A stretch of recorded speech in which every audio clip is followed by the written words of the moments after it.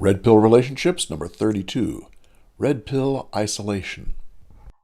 Hey guys, Paul and Tom here again. Red Pill Relationship. This is going to be a public discussion, so you'll see it live on our YouTube channels. And we welcome you. One of the things, of the many things, a lot of shit happens when you go red pill. Just an awful lot of stuff, change in perspective, change in attitude, change in circumstances, change in behavior. Men go from chasing women left and right, doing anything to get women's attention, to saying, whoa, wait a minute.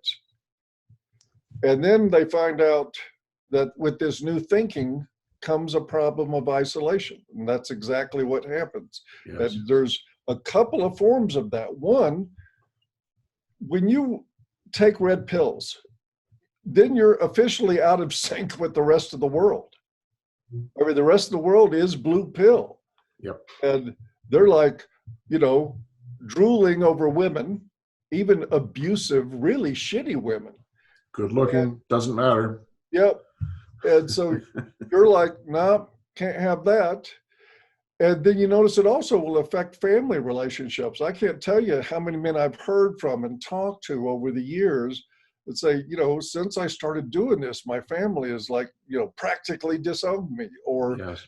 Keeps trying to tell me that I'm full of shit, that I'm wrong, that there's something wrong with me. Yep. Not to mention guys that are married when they go red pill, and they formed a relationship on blue pill values. Yes. And all of a sudden the values change drastically and you become a priority. And guess what? A man who has himself as a priority in this world is out of sync with the rest of the world, because your role as a man is to produce, protect, provide, and sacrifice. And when you quit doing that, it's literally building a wall between you and the rest of the world. Yes, you're not doing what you're supposed to do. What do you do then? I mean, even your conversations with people, just listening to blue pill people talk, when you've been red pill for a little while, you get bored with everything they say. You don't fit, and many guys live in constant fear of saying what they really think and feel to other people. Can't do it at work. You'd probably get fired, or they'd find a reason to fire you. Can't do it with your family. They'll ostracize you. Can't do it with friends. They don't like it either. And so, and I'm sure this has happened with Tom. I know it's happened with me many, many times. I've talked to men that are like, what now? Man, I don't feel like a fit anywhere. Yep. And it is, and listen, when you're talking about Maslow's hierarchy of needs, that's a challenge, because we need human connection. And it's not a very quality connection when you're constantly hiding who you are. Yes. And when you're saying things you don't mean just to fit in. Yep. Which is, for most red pill guys, that's like the total antipathy of what they want to do. Correct. They don't, they want to fit just like any other human being, but they don't want to lie to fit. Because part of the red pill experience is you uncover all these lies about life, about women, about men, and everything else, and you get sick of them. You get sick of hearing the lies. Yep. So and get isolated. And I think that's a good maybe a good springboard, Tom, for us to talk about what men can do. It's a foregone conclusion. Red pill life is going to isolate you to some degree or another. Now, what do you do about it? Yep. I would add one more thing, Paul, and that is that it takes a long time. This whole thing of being red pill and being isolated is not a short-term project. It takes a while. We're talking years probably. So that's why it's so critical that you find ways to help yourself during that time of transition, because it's going to take a while. It's going to take a while. I can use myself for an example of that. I read Warren's Myth of Male Power in '93 when it came out. Yeah. Fresh off the presses, I read that thing cover to cover in a couple of days, and then went back and read all the parts. I highlighted again, and I turned around, and I had seen the world one way. I think I gained a new appreciation of what the term born again feels like. Yeah. It did feel like a big part of the old me died. Yes. And I turned around immediately, was walking a different direction. But on the other hand, I was still not noticing my own tendency toward crazy chivalry. Yep. And enabling women. Yep. Still very gynocentric. I mean, Warren made me aware of men's issues and made me look at myself in a different way. But I was still years, Tom, years away from what I would consider really. Uh-oh. Oh yeah, you go, Barney. But as I was saying, I was literally years away from being more red pill and seeing myself in that much of a drastically different light. I mean, I didn't feel isolated from all my blue pill friends because I read Myth of Male Power. I started feeling isolated from the rest of the world when I started combating my own gynocentrism. That's and interesting. when I refused to be gynocentric. Yes. And it did isolate me. It absolutely did. And it was a challenge for a while. Yeah. Yeah. Yeah. I had a similar experience, Paul. You know, the whole thing of the Warren Farrell book really changed me too. But I found for me, when I started realizing that all that crap was going on, I started talking with people about it, and people didn't like hearing that, you know? So I started feeling isolated, even with the theoretical ideas of men's issues. And then it progressed into not only that, but of course the whole thing about, ooh, it's in me, you know? Oh crap, I got this stuff too. And that was kind of the second phase, you know, was seeing that. And of course, this whole time, people around you are not real happy with you. No, they're not. I found that out. And again, I was at this point back then in 93, I was still a very gynocentric man, still very enabling of women, still almost fully blue pill. But I started asking questions of my professional peers about, for instance, why do we assess every woman that comes into this facility for whether or not she's been a victim of domestic violence, and we assess every man for whether or not he's been a perpetrator? And when I asked that simple question, I got reactions ranging from that sort of confused, you know, you see a primate in the zoo looking at you, trying to quite comprehend who and what you are, to people that became very hostile to me just for asking that question. Yes. And these are people that I've been connected to professionally for years. And it's automatic. Like, oh, what's happened to you? What's wrong with you? Yes, what's going on? What are you thinking? Like, are you upset about something? Yes. Like, and here's the deal, is that when you start talking about this stuff, the reaction from some people is to pathologize you. Absolutely. There must be something amiss in your psyche, in your mental health. Yes, and that's putting it nicely. Yes, that is putting it nicely, but that's the difference. It's like, did something happen? Right. No, I'm and then that tends son of a bitch I was yesterday. That tends to move into the he's just an asshole. Yes. No, I mean, that's an asshole. For me, Tom, it moved into I don't think he should work here anymore. Ooh, and really? I started getting complaints to the administration. From the therapists. From other therapists saying, you know, what he's telling the men in groups is woman bashing. And I wasn't even, at that point, I wasn't even talking about women, really. Right. I was talking about men and their issues. Yes. And they were so threatened by it that it was like, maybe he doesn't need to work here.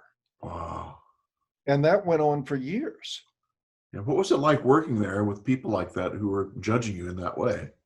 I was fortunate at the time that I had one very close friend who said, well, Paul, I don't know about all this stuff, but you're my buddy. I'm with you. And that was cool. Yeah. But there were several other people that withdrew in social circumstances because we socially interacted with our coworkers. Right. Withdrew that. And who began whisper campaigns Right. behind my back.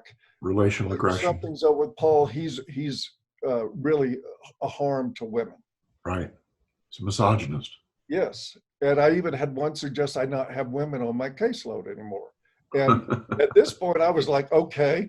Yeah, really? Oh, darn. Gee, you get all the borderlines. Yeah.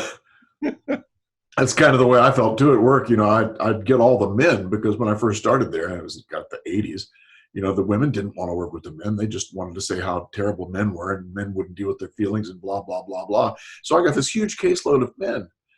And after a while, when I started understanding men in a different way and kind of being there with them, I really preferred working with men. It was a pleasure. Absolutely. It was such a pleasure. Oh, geez. So maybe we are misogynists, Tom. We like men. Yeah, and that's exactly what it is, Paul. I mean, if you do really love men, then there's something wrong with you. And that isolated me. Yeah, yeah. And I did find myself for a period of time in social situations never saying what I really meant. Because of my experience at my work. Right. I got a great bird's eye view of how people would react to this kind of attitude and information. And I started putting on a routine. Yeah. Until I got sick of that, which it took me, I think, a couple of years of doing that before I got really sick. And then I said, fuck it. And I became more isolated. Yes.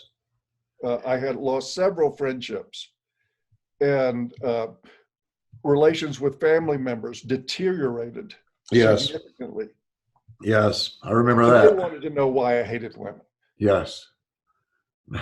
And who had hurt me. And that's one of the most aggravating things in the world. Who hurt you, Paul? Well, you right now, bitch. Oh, God. Yeah, I remember at the dinner table with family gatherings and just the eye rolling. Oh, men's stuff again. That kind of crap. Oh, yeah. You were like, damn right. Yeah. How about some of this? How about some of this that you never hear anywhere else but this one spot, and you can't handle without rolling your eyes. And you find after a while that some people start to be able to hear it. But you have to be persistent, and you have to keep going, and you have to stand in the tension of them not liking you, And that is where we get to the core of this discussion, because as we've talked about a couple of times before in these discussions, Tom, we need people in our lives. I mean, there are maybe a handful of people percentage-wise that could live in a cave and never see another human being, and they may be all right. I think most of the time, even if people say that suits them, I'm not convinced. Yeah. It's sort of like, to me, if you give a drunk a bottle of whiskey and ask if he's happy, oh yeah, I'm happy. But you don't really believe the guy's happy. Right. And this is the same thing. Yes. And people do need social connection. Yes. And we need social connection that accepts us for who we are. Yes. Because we're pretending, that's self-harm if you walk around pretending in life. So there's your challenges. How do you combat this in a blue pill world? And one of the things that I did have to come to is that these ideas about men, women, gynocentrism, hypergamy, all this stuff that comes with the red pill understanding is not something that you have to lay on the table immediately with every human being you meet. Right. Right. And it's not being a phony to not bring this up initially with people and to take the time to get to know them and measure whether or not that they can handle such information. Yes. And now I have some friends in life and in real world terms who are blue pill, but they know who I am and they know what I believe and they accept it anyway. That fulfills that need.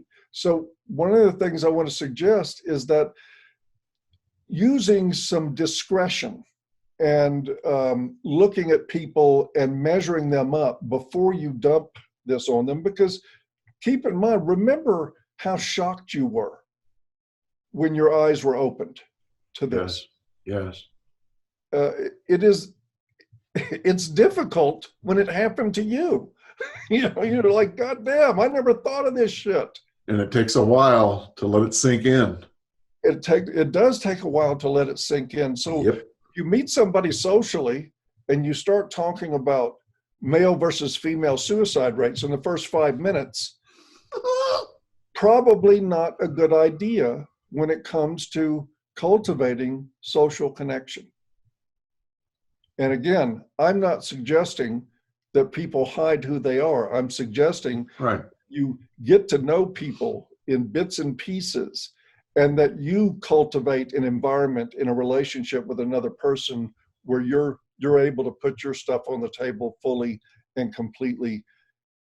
And again, there is other things to life than men's issues too. I was going to say, in order to relate, you don't have to demand that someone thinks like you do. Absolutely. I mean, you can go along with them thinking a different way and accept them as they are, just as you want them to accept you as the way you are based on what you believe. And if they won't, I mean, that's one thing, Tom, I think is great about, discussing men's issues with people, is it will tell you pretty quickly, who you're dealing with. And if they roll your eyes and say, you're one of those MRAs, those guys are a bunch of pussies, can't get laid, they got mama issues, they're just like feminists, only men. You guys know the repertoire of crap you hear. That's not going to be a person I'm going to invest in socially. Right. Thank you. Sayonara. Nice to meet you. Have a nice life. Bye-bye. But when people say, oh, man, I never thought of that. I don't agree with it, but, it's interesting perspective. There's your person you can connect to socially. Yes. And you don't feel like you've hidden, which I think is critically important, because if you feel hidden in a relationship with a person, it's not going to be a fulfilling relationship. I just don't buy it happening. To thine own self be true. First and foremost. Yeah. But I worry sometimes for new guys who are new to Red Pill, Tom, because this is, a lot of the emails from sort of people who have just discovered this stuff, or, saw your videos or Janice's work somewhere or something like that, or mine, and they will write me, and it's sort of like, what now? Right. I don't know where I fit anymore. Right. And some guys have written me, said, I've been married for 15 years. And all she's ever known of me is the blue pill version. Right. And I got 3 kids. Yeah. What do I do? What do you tell them? I tell them you need to sit down and have a heart-to-heart. Yeah. And help them understand. Yes. It's, it's difficult, and it induces fear. Because one of the things that happens with red pill isolation is the fear of rejection. It's a sort of a constant thing, and it's something you have to learn how to manage. Yeah. But also part of red pill mentality, I believe, is that you have to make a decision about how you're going to live your life and who you're going to be. And if it's your wife of 15 years and you've got 3 kids, I'd say sit her down and show her the red pill movie. I was just going to say that. It's a great barometer. Oh, yes. That is, Cassie J made a very powerful weapon for red pill men. Yes. You want to know how I feel? Watch this movie. Now, if they watch that movie and still think you're full of shit, you got a problem with that person. Yeah. Because their mind is kind of hopeless, their mindset. Yeah. They're going to take longer. Well, and they may not come around at all. So be it. You got to decide what to do, because, part of, I consider a values-based code of living is that you have to follow through on your values. Yes. Yeah, exactly. So once we get this red pill stuff, what do men do to try and combat this isolation, Paul? What do you think? I think you have to measure your relationships, people you meet. You have to be more studious. You know, Hmm. in blue pill life, we just meet people and we don't think much of it, and we wait for them to do something really fucking stupid, and then we can make a decision to reject that person. Right. I think the red pill guy approaches people in a studious way. Yes. He notices when a guy says, I don't care what happens, there's no such thing as an excuse to ever hit a woman. I don't care if she hits you on the head with a shovel in your sleep. Oh, God. You can't hit her. And there's guys like that. Senator Biden. Yes, Senator Biden. Oh, God, please. No, I don't even go there. Talk about nightmares. And, oh, God. But yes, you have to approach people studiously. You have to approach women studiously. I'll give you an example. I do remember one time many years ago, this was, I guess, about 95 or 96. I met a woman and somehow the conversation came into men's issues and into, well, gender politics. And I went on for, I don't know, 5 or 10 minutes. And she reached over and touched my arm and says, Paul, just so you know, I'm on your side about this stuff. Wow. And I assumed the whole time I was talking that I was meeting a resistant force. Right, right. Telling her stuff she didn't want to hear. Right. She was open to it. Yep. So that tells us that listening is key. Listening is key. Getting rid of, part of red pill life is all of your presuppositions about people and about life have to change. They don't have to change in a really negative way, though. Right. Yeah, there was more of a chance with the woman that she was going to be negative about this. Of course. Of course. And I know that. I'm not saying yes anything to contradict that. But the fact of the matter was that if I had asked her a couple of questions, what do you think about this? Or what do you think about that? And then what Tom said, listen to the answer, because I was a little bit embarrassed because I feel like here I was all hyped up and going into lecture mode. And she was like, chill, dude. It's okay. I'm with you. Yep. Yep. And you might be surprised at what you find with people. Yes. Just by asking them a couple of questions. Yes. And seeing how they answer. And they don't have to give you a textbook red pill answer in order to pass screening, at least not for me. Right. If they're just simply open to the idea that not all men are perpetrators and not all women are victims or something along those lines, then I get a comfort level really good with people like that. Yeah, yeah. Yeah, but one key is listening. The next key, as we've always said in all of these, Paul, is to be able to say, also, or how about that, and detach. No matter what they say, go, oh, really? Is that the way you think? How about that? And you are talking about people who say really stupid blue pill shit. Yes, silly blue pill shit. Say, oh, that's the way you think. How about that? Yeah, how about that? And then run, And you can also test people out with humor.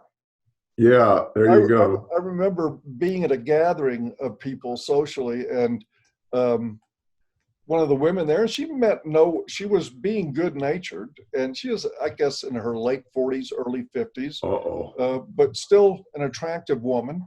Yeah. And she said something about, by the time men get to be your age, I was about the same age as her, by the time men get to be your age, that their equipment doesn't function as well as it used to.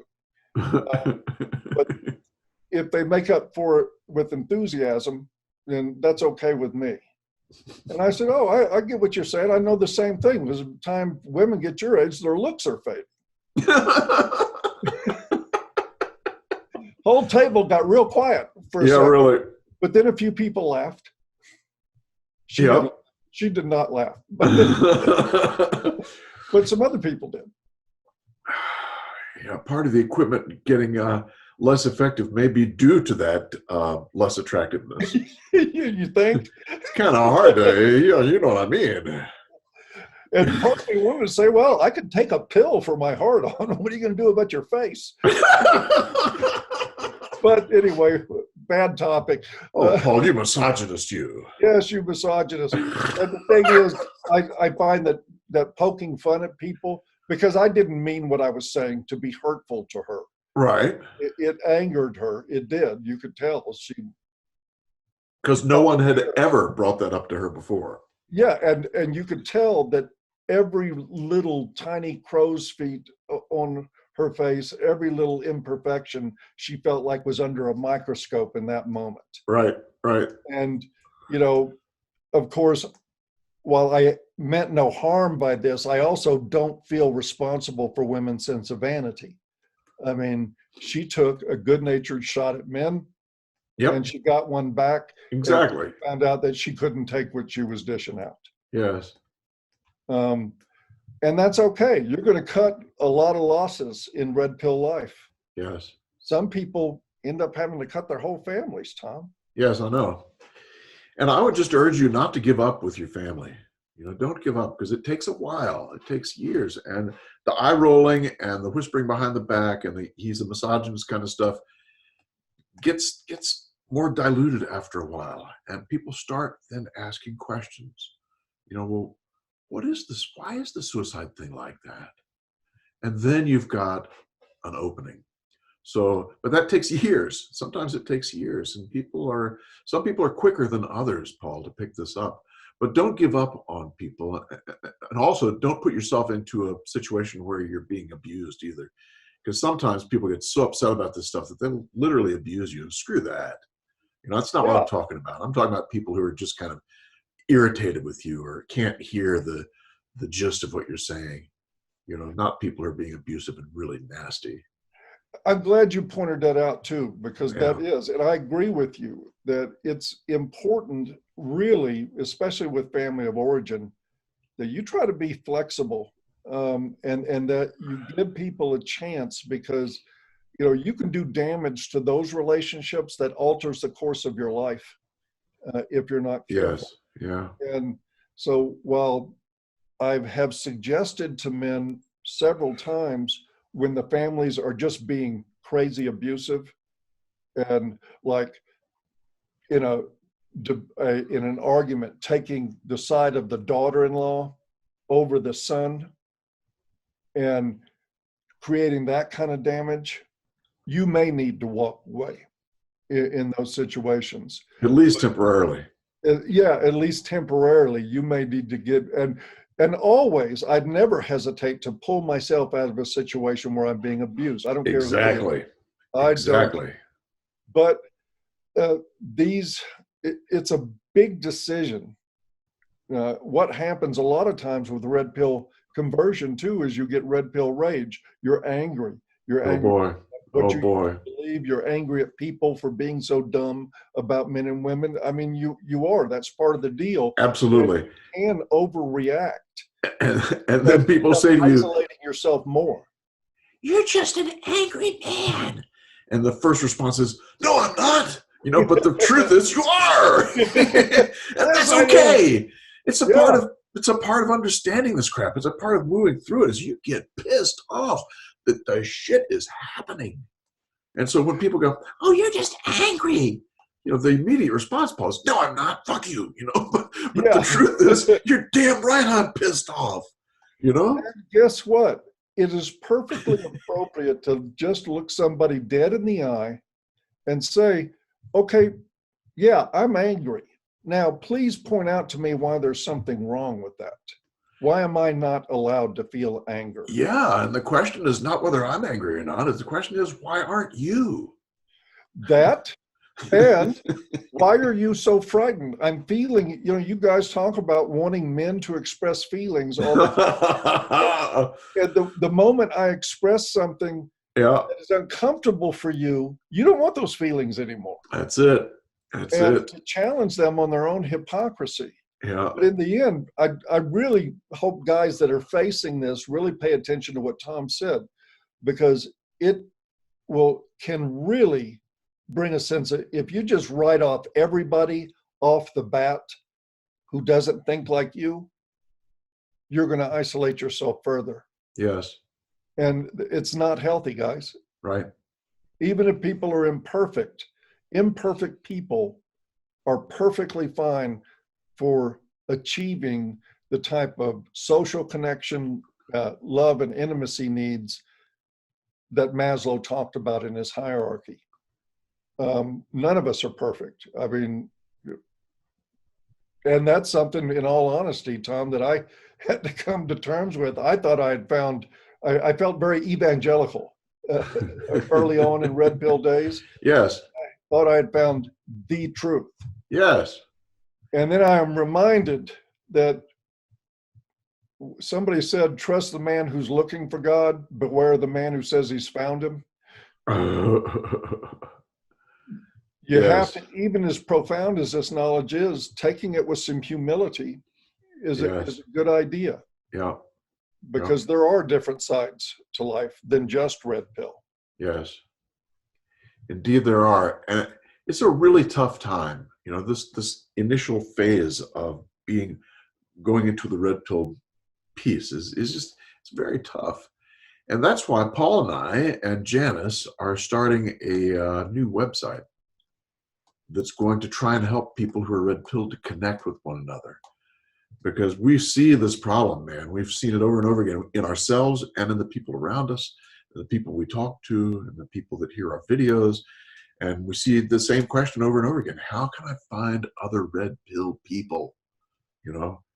And we're going to try and put a site together that builds a community of red pill people so that red pill folks from all over the world can kind of connect, you know?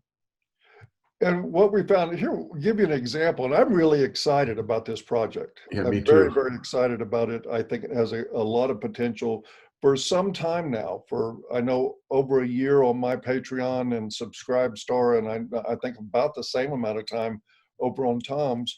We've been doing weekly not group therapy, but weekly men's meetings, where red pill men connect with each other.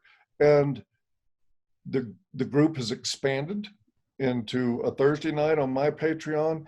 And more importantly, the men in those groups, there's a core group, a very healthy sized core of men who have really meaningfully connected to each other, who don't feel near as isolated.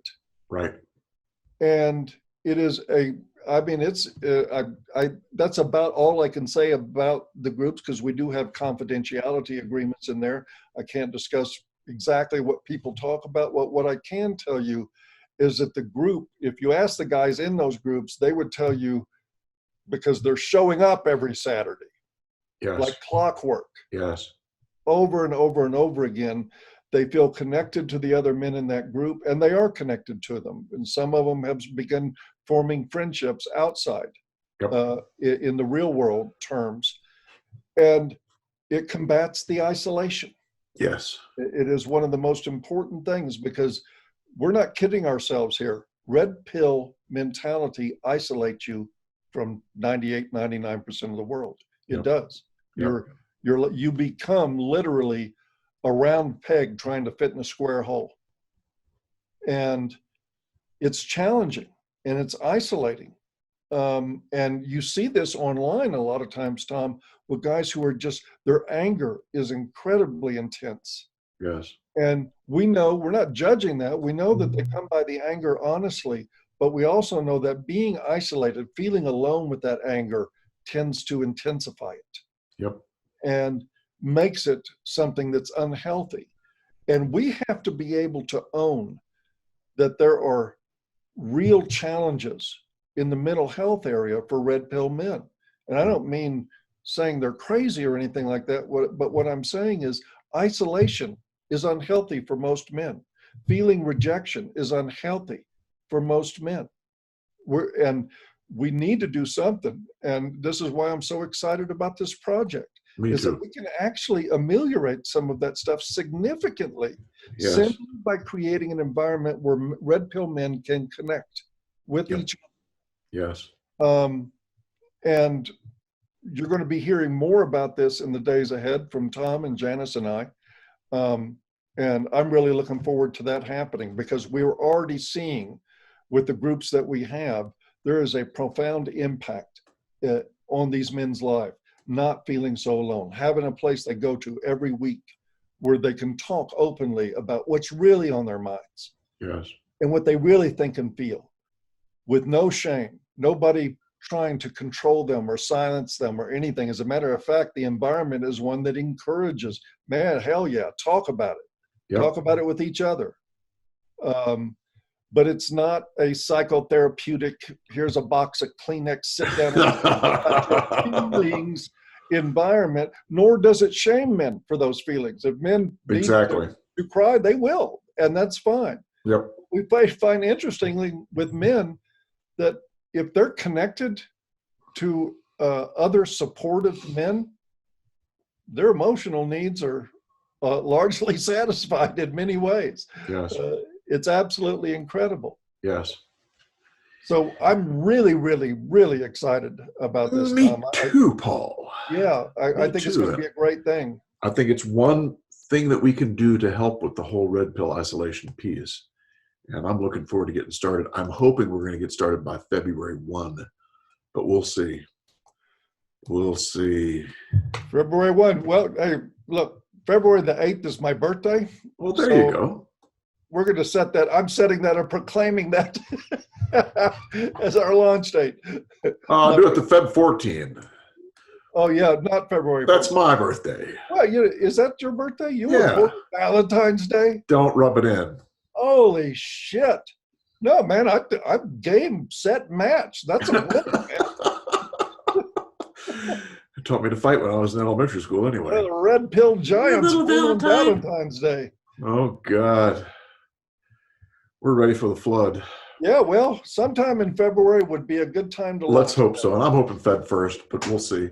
Yeah. I think we can pretty much iron things out by then. We'll see how things work out. And we will be talking more about this as we lead up to the launch and telling you about, what features are going to be on the site. This is really some cool stuff that's coming up. Yep.